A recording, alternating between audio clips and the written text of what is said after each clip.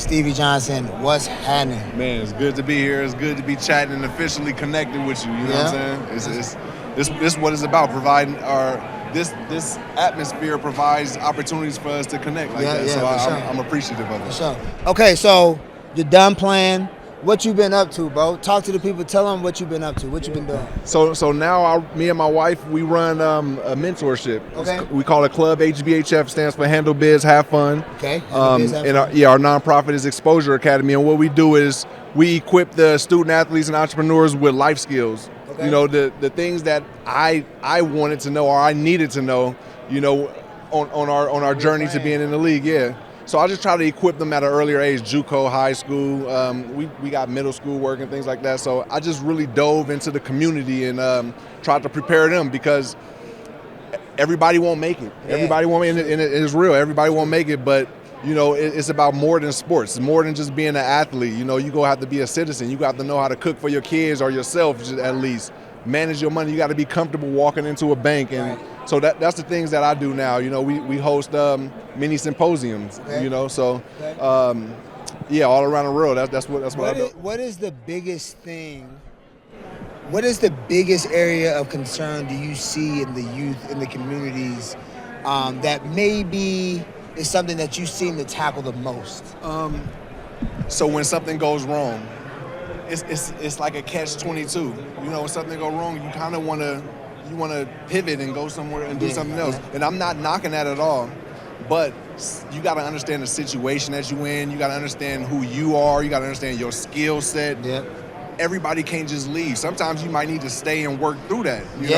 And you also have these times where like guys like Michael Penix, he transferred, stuff wasn't right, and then he wins a national championship. Yeah. That's a great story, but everybody don't get that story. Everybody don't get that. So I at least want to equip guys with their own self-confidence to understand, okay, maybe I'm not getting love from this coach because I did something wrong. They always so quick to point fingers. You know, that's what I've noticed working with a lot of these young athletes. Okay, so let's talk a little bit about the finances. Yeah, finances. You're out now. You're still balling. You're doing your thing. You're helping the community. Yes.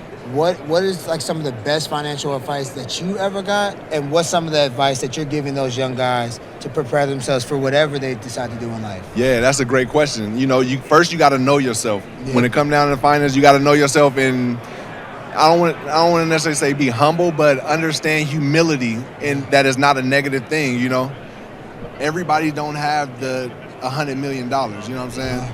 Everybody can look like they have it, which is cool, but then you got to know yourself on are you hustling to get it? Like, are you like I would say bootlegging to get it, which is cool, or are you wasting your money trying to go really get the real because I gotta be, you know what I mean? I gotta keep up with the Joneses. Right. And you'd be surprised, man. Like it's a lot of.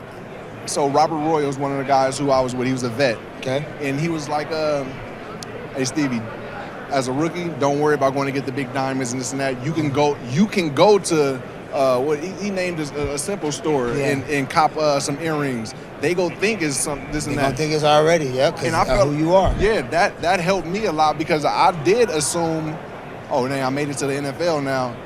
I need to go buy the real, you know what I mean? Yeah. And you got to be smart for the missus, for your wife and things. Real. Right. Yeah. You got to take care. You got to take care of them for sure. Yeah. Think about it. Do I really need? You know what I'm saying? Yeah, exactly. So, you know, it's just you got to just know yourself, man, and understand like it's gonna be talk all the time. Just know yourself, bro. Know yourself. Have a vision for what you want, and then work towards it. Yeah. Okay, so we spent some time in Buffalo. We spent some time in the Bay. Mm-hmm. Obviously, the Niners are in the championship this week, the Super Bowl this week. The Chiefs. What's your predictions? And I want to hear a legitimate answer because I feel like you're going to say the Niners because you was out there catching touchdowns for the Niners. Give me your reasons to why they'll be victorious this week. Man, so because I feel like the Niners are going to be victorious because they're going to make the this crucial third down stop late in the game to stop a game-time field goal or something. Maybe they'll go for it on fourth and we'll make a stop, though. That's what I think is going to happen. Okay. We'll be up and we're trying to stop Mahomes. But I think it's going to be great because of Mahomes. I mean, only greatness happens when he's stepping on the field, you know. So I think it's gonna be a situation where, okay, here go Mahomes again. Let's see what he do. Yeah. And I think we're gonna just make the stop though. So that's how I feel like it's gonna go. Ooh, I don't know. Okay, Stevie. So you were one of the receivers that everybody liked to watch because of your uniqueness. At the time, uniqueness. Now I feel like more guys are doing it. The Devontaes and Keenans and all those guys are doing the back. I like to say the ISO release. That's what I like to call them. Nice. So who did you look up to when you were coming up? Nice, great question. So my guys that I watched was Chad Ochocinco, first and foremost, because he was different. He was a technician type, but he was doing it different. Yeah. And he was talking about, he was about that, you know. So he was having fun. He had a great balance. So him. T.O. was one of the first guys I seen growing up in San Francisco, seeing him doing the bankhead bounce after he scored. Handle biz, have fun. Deion Sanders was one of the guys that I seen. I know he's a DB, but he played both ways, and he was making plays every time he went in as a receiver. So I'm like, this dude's a playmaker. And then I also loved watching Steve Smith, just because the dog in him, you know. He was a dog. He wasn't doing like space creator things and stuff, but the attitude, the heart. I mean, just watching him and Ocho go at it back and forth that year with the celebration, that was beautiful to me, man. Yeah, I love it. Okay, so obviously you're swagged out. How important was it for How important was it for you to get your fits off going into games?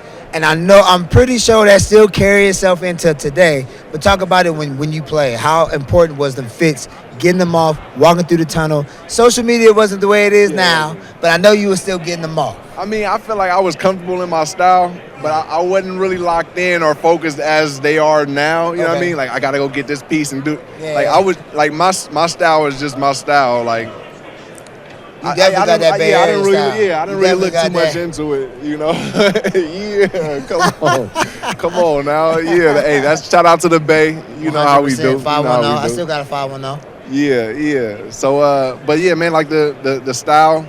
I love how the game has evolved into that. You know, like the NBA, they showing more of the characters, showing more of the creativity for these guys. Yeah. And you know, my style was on the field. You know.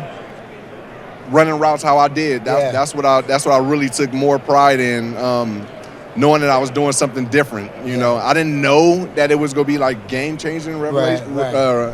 But at the same time, I knew I was doing something different because, like we spoke earlier, I was like, how do you get by these DBs or whatnot? I was just using basketball. That's what I felt like I can beat anybody with was basketball. So when I converted my game over into like a hybrid of basketball and football, it was a wrap from there. You know, it was a wrap. You know, and I'm glad to see what has evolved to now. Yeah. This guy, when it comes to receivers, when you think about Steph Curry, you think about the 3-point shot.